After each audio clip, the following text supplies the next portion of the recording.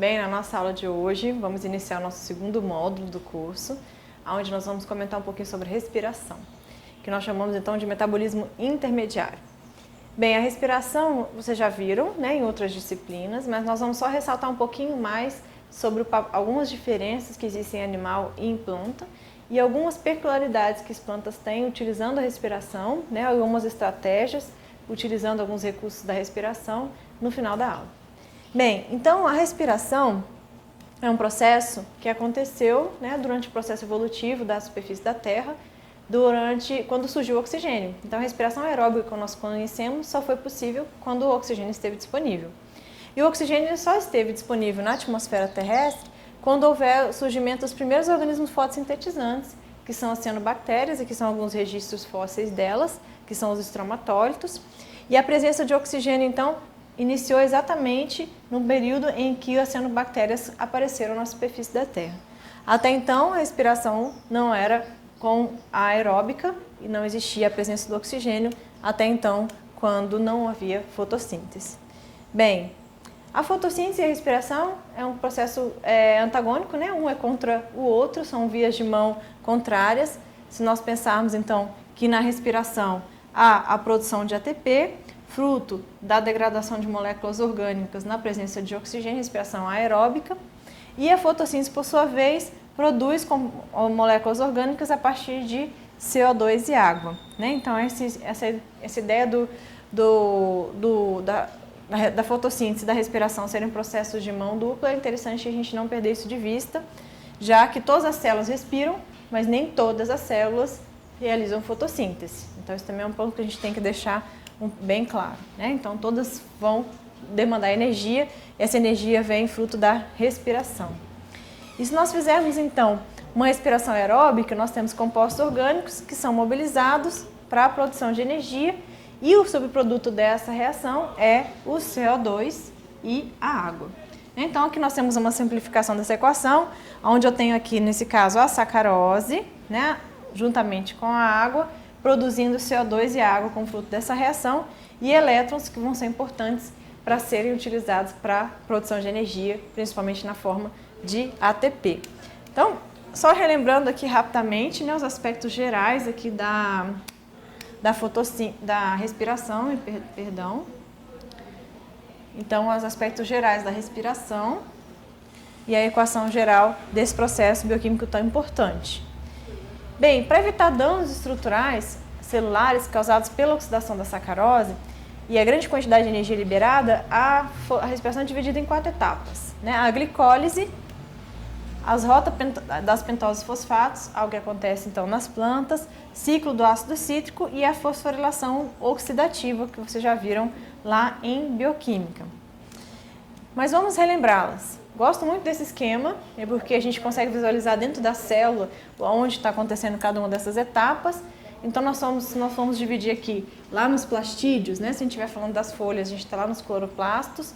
Nós temos, então, a degradação do amido para a produção de açúcares. Esses açúcares são transportados no floema ou armazenados na planta. Nós temos também a formação de trioses a partir da rota de pentose fosfato, onde o composto de 5 carbonos, então, pode tanto liberar CO2 e produzir NADPH como fonte de energia, ou dar origem a um composto agora de 3 carbonos, que por sua vez pode formar uma hexose e essa hexose passar para a etapa subsequente, que é a glicólise. A glicólise, tanto a glicólise quanto a rota pentose fosfato, pode acontecer no citoplasma. A rota pentose fosfato também pode ocorrer nos plastídeos. Lá no citoplasma, então, o que são as etapas que ocorrem na glicólise? Nós temos aqui uma hexose, um composto de 6 carbonos, que vai sofrer sucessivas reações até chegar na formação de um ácido orgânico, normalmente o piruvato. Esse ácido orgânico, então, ele pode ser tanto armazenado ou, lá nas mitocôndrias, ser direcionado, então, para o ciclo do ácido cítrico. Então, lá nas mitocôndrias, gerando ATP aqui já nessa etapa, entra no ciclo do ácido cítrico, onde há perda de carbono e produção de moléculas energéticas, como o NADH e o FADH2 nas mitocôndrias, levando então à fosforilação oxidativa, onde há o consumo do oxigênio e, por fim, a produção de ATP com consumo de NADH. Então, essas são as etapas gerais da respiração que acontecem nos plastídeos, no citoplasma e nas mitocôndrias, né? Não é exclusivo nas mitocôndrias, nós temos etapas que acontecem fora delas, importantes, que são produtos que são demandados para a etapa do ciclo ácido cíclico e da fosforilação oxidativa. Muito bem. A glicólise, então, acontece nos plastídeos e no citoplasma, a oxidação de açúcares, né, levando à oxidação de 6 carbonos, e uma peculiaridade das plantas é que tanto o piruvato quanto o malato, nas plantas, eles podem ser utilizados como subproduto da glicólise, né, nessa etapa da produção desses ácidos orgânicos. Então, aqui a estrutura da malato, o composto ali de 4 carbonos, assim como o piruvato, que são produzidos, então, na etapa final da glicólise. E outra particularidade de planta é que o substrato é sacarose, que é um disacarídeo, né, composto, então, de uma frutose e uma glicose, e é o substrato, então, das reações da glicólise, tá? Diferente dos animais, que não produzem malato e nem consomem sacarose como produto inicial da glicólise. Na ausência de oxigênio, nós vamos ter, então, a respiração anaeróbica, né? E com isso, a glicólise não tem suprimento de nada demais, a mobilização do piruvato, então, a ativação do metabolismo fermentativo, e isso aqui é um processo que tem uma eficiência muito baixa na questão da produção de energia, que usa apenas 4% do seu potencial. Mas na ausência de oxigênio, essa é uma alternativa onde o piruvato, né, em situação de anóxia, não entra no ciclo do ácido cítrico pela falta de nada demais, e ele é convertido então tanto a lactato, pela lactato deshidrogenase, quanto em etanol pela ação da piruvato descarboxilase. Esses não são dois produtos que têm que ser lixiviados dessas células, porque são tóxicos, né, caso essa situação permaneça por muito tempo em situação de anóxia.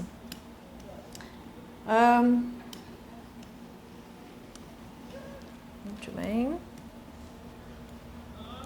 E em situações de anóxia, há estratégias, né, que as plantas lançam mão, estratégias morfológicas de fato, que são a ativação de morte de células, formando espaços de ar dentro desse órgão, que é principalmente a raiz, o órgão principal que sofre em situações de anóxia por alagamento.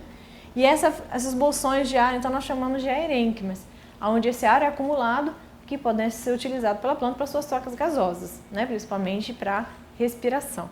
Então, aqui a gente vê alguns aerênquimas, né, são buracos mesmo formados pela morte dessas células, causadas pela situação de anóxia, e que acabam funcionando como bolsões de ar que acumulam nessa situação. Bem, a via pentose-fosfato é uma via alternativa da oxidação dos açúcares, ocorre tanto no citoplasma quanto no plastídeo e contribui aí entre 20% a 5% do fluxo total de carbono. A rota pentose-fosfato aumenta à medida que a célula vegetal desenvolve seu estado meristemático, para estado mais diferenciado. Então, no início da diferenciação, em células meristemáticas, é uma via muito utilizada e esse grau de utilização é perdido à medida que essas células vão se diferenciando.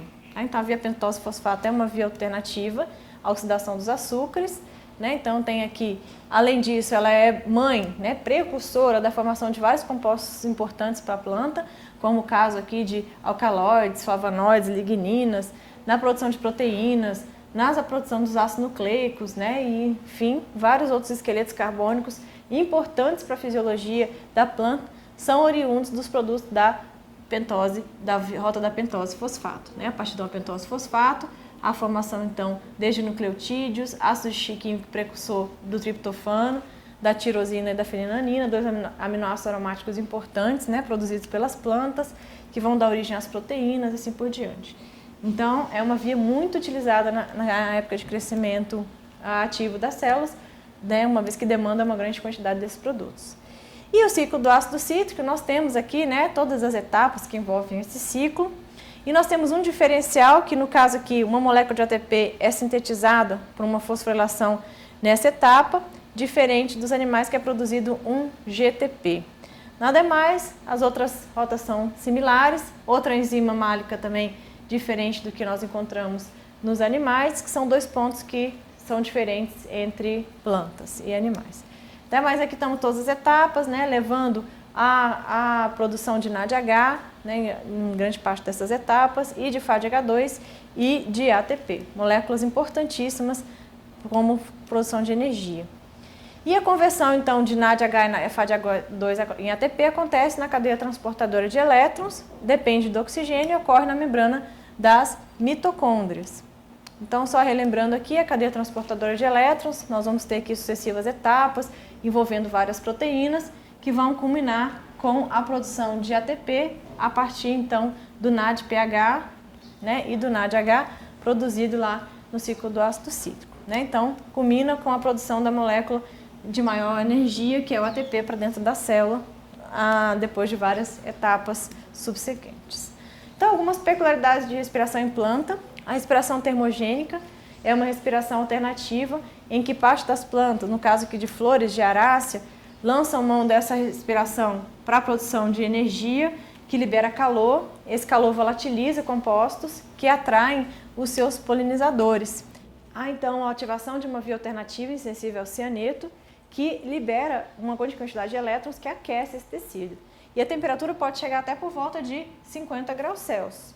Esse aumento da temperatura leva à volatilização de compostos que atraem os polinizadores dessas flores, né, no caso aqui besouros, que são compostos que têm cheiros fortes e que identifica para ele aonde estão essas flores. E essas flores são então polinizadas. Uma outra estratégia diferente de respiração em plantas é essa respiração de frutos climatéricos, que são frutos que amadurecem no período pós-colheita. E esse amadurecimento pós-colheita se dá pelo aumento da taxa de respiração, mas esse aumento ele é intermediado por um hormônio, que é o etileno, um hormônio gasoso, que faz com que ativa essa respiração em pontos muito altos, né, levando com que essa taxa de respiração seja exageradamente alta e esse fruto venha a amadurecer mesmo no período pós-colheita. Então, muitos frutos climatéricos, né, como cacho de tomate, banana, são bem conhecidos porque é a necessidade de controle do etileno para que ele não amadureça fora do prazo.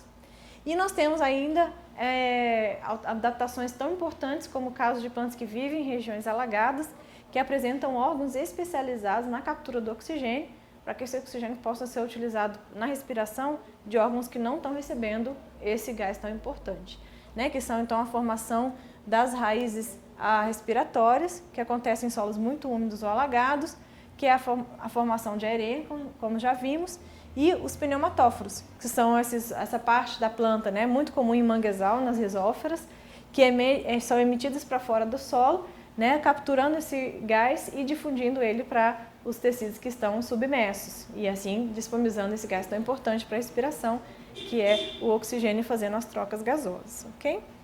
Bem, o objetivo da aula de hoje era esse, ressaltarmos algumas diferenças de respiração entre plantas e animais. Espero que vocês tenham gostado, né? No início agora desse nosso segundo módulo. Até a próxima aula.